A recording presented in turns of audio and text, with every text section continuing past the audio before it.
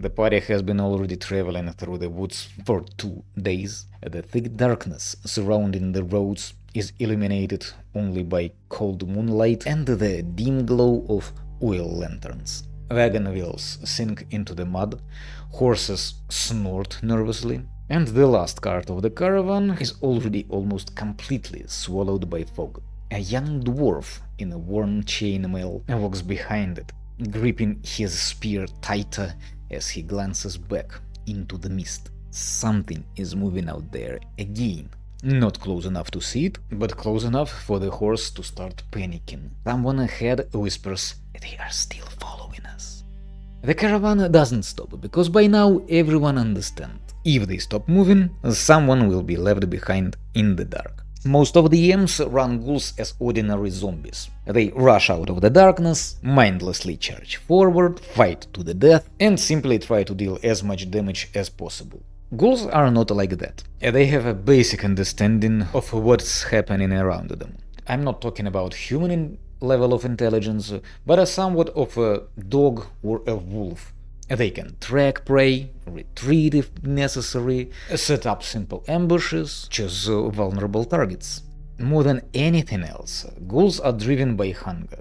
Endless, permanent hunger they try to satisfy in order to dull the constant pain of their own existence. And I don't mean some metaphorical existential suffering. No, I mean literal, physical agony of being undead. Feeding, though, never satisfies them for long. The hunger returns almost immediately, and the ghoul returns with it. They don't kill just for sake of killing. They want to feed. And unlike many other undead creatures, they are not willing to die for it. Though there is another side of it, which makes ghouls more similar to classic horror movie zombies. If they attack, a victim gets a ghoul fever, and if it is not being cured in time, the victim slowly weakens and eventually becomes a ghoul themselves. And while ghouls rarely try to spread the infection purposefully, they would prefer to simply finish eating you. Their weakness actually plays in their favor. Ordinary ghouls are not very strong, and when a fight starts going badly, they often retreat, especially if they already managed to bite someone or drag someone away. Which means sometimes the infected survive. And that's exactly why a small pack of ghouls can become a huge problem for a whole region.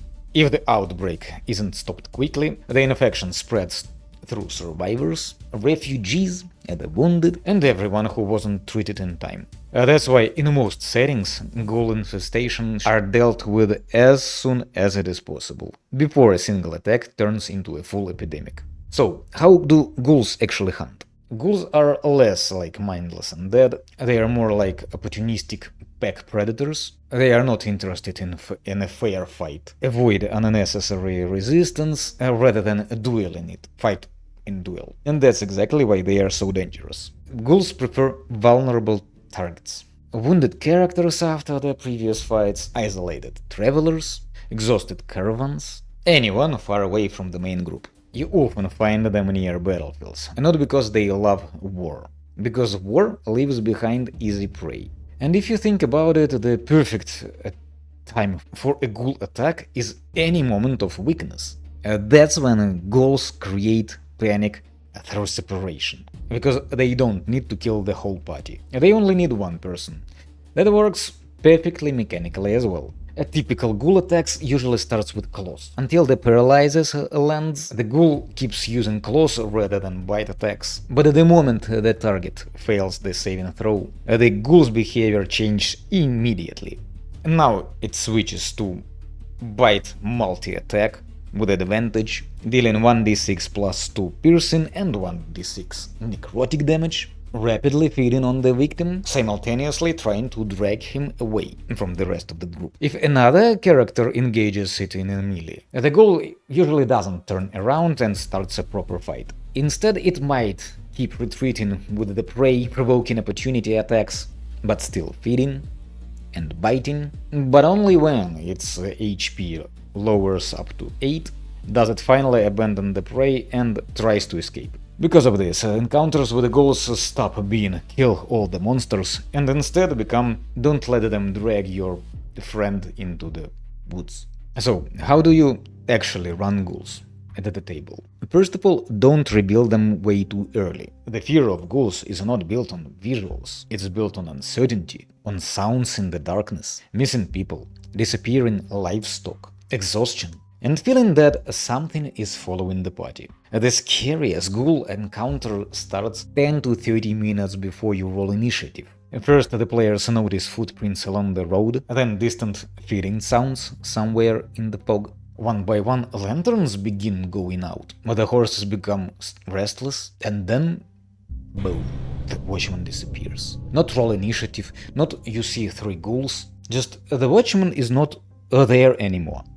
The players hear the scream in the night, and the attack itself begins in the darkness. That's when the real panic begins, because now the players must decide: stay together or run into the fog trying to save your fellow. That creates chaos, urgency, and fear long before the combat becomes tactical. And that's exactly why ghouls work perfectly fine not as a single room encounter.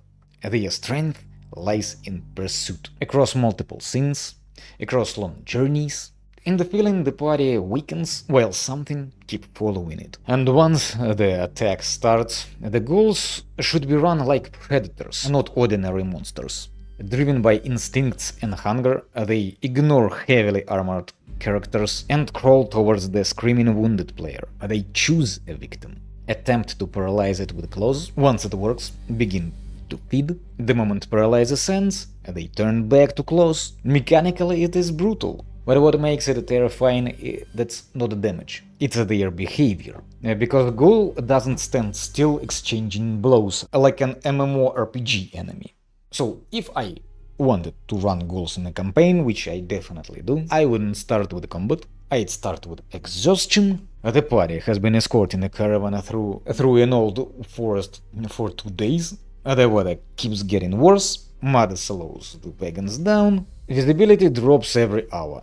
But every night, horses become more restless. At first, the caravan masters blame wolves. Then one of the guards disappeared during his watch. The next morning, they find drag marks leading into the fog. And from that moment onward, the encounter has already started. Not mechanically, but psychologically. Because now every player begins staring into the darkness between trees. The next night, the caravan keeps moving even after sunset, because nobody wants to stop. People are exhausted, spell slots are being spent, one PC is wounded after a previous fight, and that's when the ghouls finally attack. Not from all sides, like a giant encounter reveal. One ghoul jumps on the last cart of the caravan and lunges at the wounded character. The second ghoul doesn't even attack, it waits in the fog beside the road. Because the moment somebody gets paralyzed, the party will break formation trying to save them. And that's exactly what the ghouls want.